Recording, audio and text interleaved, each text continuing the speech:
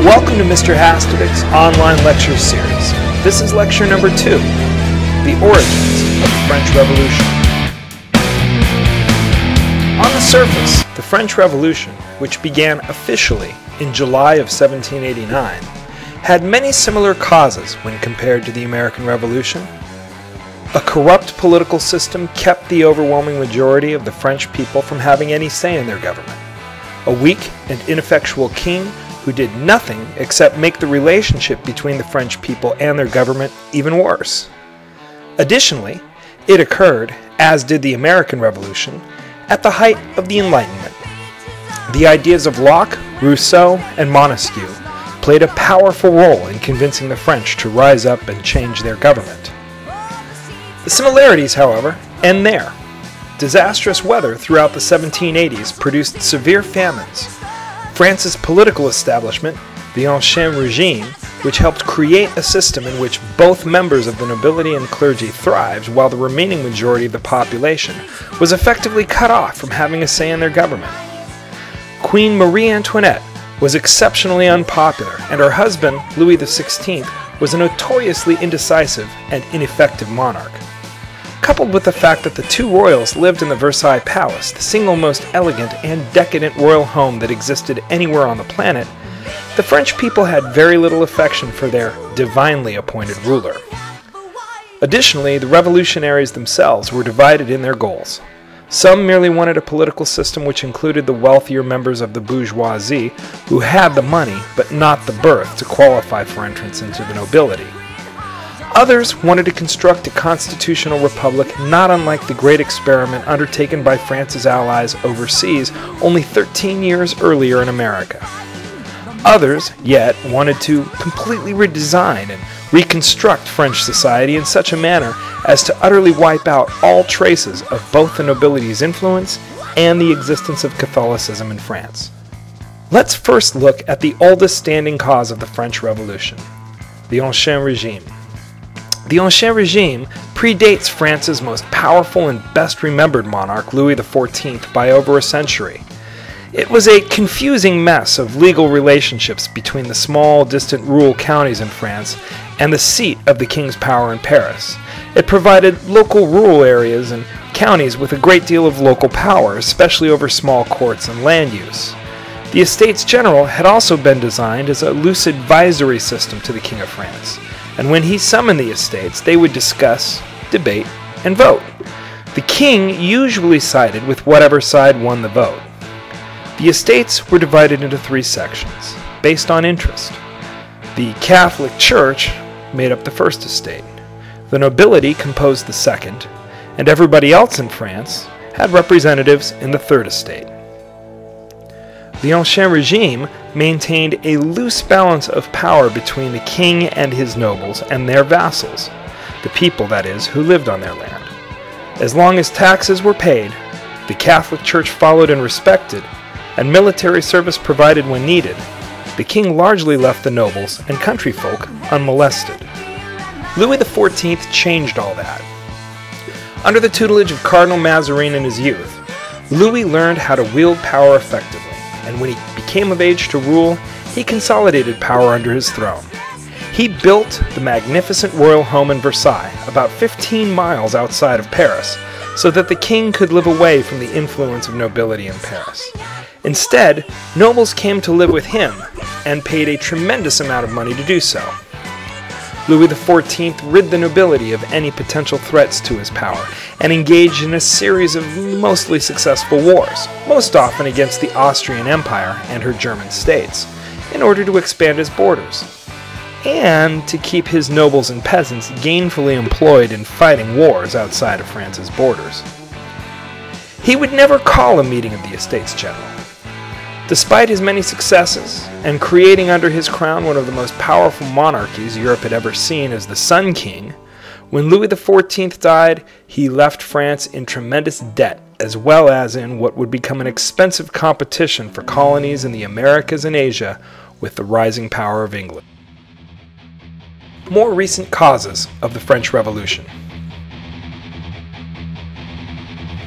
The kings and regents who followed Louis XIV saw France's treasury continued to bleed dry as they fought several unsuccessful wars against the English, including the 7 Years' War, or as it was known in America, the French and Indian War, in which France lost much of its colonial possessions. By the time Louis XIV's great-grandson Louis XVI took the throne, France was already on its way to bankruptcy. Louis XVI was not the kind of ruler France needed in order to right itself economically. One constant complaint the people of France had was the wife he had taken as a youth, Marie Antoinette. For starters, Antoinette was the youngest daughter of the Austrian emperor, with whom France had fought bitterly for over 150 years. Marie was to be a sort of peace offering, whose marriage to Louis XVI would help cement and foster better relations between the two nations, but many people throughout France resented her nonetheless. Adding further insult to injury, Marie Antoinette was an infamous gambler. In one day alone, she was rumored to have lost over 1 million francs. When the royals gambled, they did so with the money in France's treasury. This nasty habit of hers angered people so much that she was nicknamed in anti-royal newspapers as Madame Deficit, or Lady Deficit. Weather itself also took no favor upon the people of France.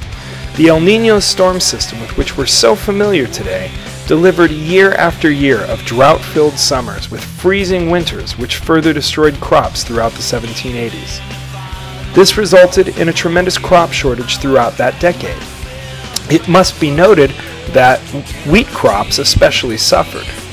This is significant because the average person in France at this time ate up to 2 pounds of bread per day. With the grain shortage, the price of bread skyrocketed, and starvation hit the peasants, who made up about 40 to 50% of the population throughout France. Bread riots broke out throughout the nation, and Louis XVI, who was not a very decisive ruler, and often followed the last piece of advice he heard, actually raised taxes on wheat in order to try and stabilize bread's price. Instead, it drove the price up even higher. Further, by sending his soldiers out to punish the rioters, instead of finding ways to feed his starving populace, Louis engendered a reputation for himself as someone who is not only out of touch with the needs of his people, but as someone who just didn't care. Louis XVI didn't help his case any when, after constant requests from American revolutionaries like Thomas Jefferson and John Adams, he decided to support the efforts of the American Revolution. He spent millions upon the American war effort and sent thousands of French troops and Navy crewmen overseas to help the struggling American colonies, not because he was interested in the enlightened and democratic nature of the American cause, but because he wanted revenge against England for the defeat they handed his grandfather, Louis XV, in the 7 Years' War some 30 years earlier. What little money France had left was spent upon securing the liberties of a foreign people, at the expense of the French people. Ultimately, Louis XVI felt enough pressure to call a meeting of the Estates General in 1789. He hoped that a convention of representatives across France would help him bring peace and stability back to France. Unfortunately for Louis, the very design of the Estates General, in combination with the enlightened ideals that had swept through the salons in every city and town in France, would work against him. The Estates General, as previously mentioned, was composed of 3 groups: the members of the Catholic Church, the nobility, and everyone else. The clergy represented less than 1% of the population of France. The nobility and royalty made up about 2% of France's population. Peasants, farmers, merchants, and the rich middle class, also known as the bourgeoisie, made up the other 97% of France's population. The problem this caused was in how the 3 estates voted. Each estate had only 1 vote to cast. This meant that 97% of France's population had the same amount of political power as the clergy at 1%, or nobility at 2%. By that point, not only had the ideas of John Locke and Jean-Jacques Rousseau's cry for direct democracy been thoroughly discussed by educated members of the bourgeois Third Estate throughout France, but the United States revolutionary call for no taxation without representation also resounded clearly. When the Estates General met to advise the king about how to raise money for his impoverished nation, it was clear that the clergy, who owned 10% of property in France, and the nobility, who owned 20% of France's property, were not going to vote in favor of taxing themselves. Remember, they made up only 3% of France's population. Instead, they both voted in favor of taxing the much more populous, but much less wealthy, Third Estate. Even before the Estates General had met in 1789, bourgeois members of the Third Estate saw this result coming. Therefore, they came prepared. They sent some of their most talented men, many of whom were lawyers and well-educated, to speak on their behalf. Heavily influenced by enlightened ideals, as well as the success of the American Revolution earlier that decade, they had prepared a number of cahiers to take with them. Cahier is the French word for journal, and in these journals, the Third Estate had recorded their demands for the king. A fair system of taxation was just one of their many cries for reform. What follows comes from the cahier of the Third Estate from the electoral district of Carcassonne. I quote, "The civil rights of those of the king's subjects who are not Catholics should be confirmed, and they should be admitted to positions and offices in the public administration." In other words, this was a demand for freedom of religion. "The nation should hereafter be subject only to such laws and taxes as it shall itself freely ratify," which basically means no taxation without representation. "All taxes should be assessed on the same system throughout the nation," a cry for fair taxation. "Individual liberty is associated with national liberty. His Majesty is petitioned not to permit that it be hereafter interfered with by arbitrary orders for imprisonment." In other words, the state must present an accused person with the crimes they allegedly committed before imprisoning them, also known as habeas corpus, and their trial must occur in a speedy and public manner. These are rights that we Americans have in our own Bill of Rights, which was also adopted in 1789, the same year as this very meeting of the Estates General.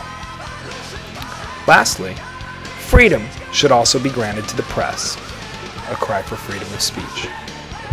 Naturally, France being a conservative nation with a conservative king and system of rule, the meeting of the Estates General not only refused to hear the demands of the Third Estate, they were locked out of the meeting entirely. Now, instead of packing up and heading home unsuccessful, members of the Third Estate flocked to a handball and tennis court just across from the Estates General. There they took an oath to never quit in their efforts until France had become enlightened. And there they drafted what would become the Declaration of Rights of Man and Citizen, the French equivalent of the Declaration of Independence. In thought and ideal, the French Revolution had begun, but this was more radical than the American Revolution. Instead of seeking to throw off the rule of a monarch thousands of miles overseas in order to establish their regional independence, the French Third Estate sought to overthrow the government that existed right under their own roof and replace it with an enlightened model the likes of which had never existed on the European continent. The neighboring empires of Austria, England, Prussia, Spain, and Russia looked on, transfixed as the events unfolded in France. Events, as it would turn out, that would be much easier to begin, but much, much harder to end.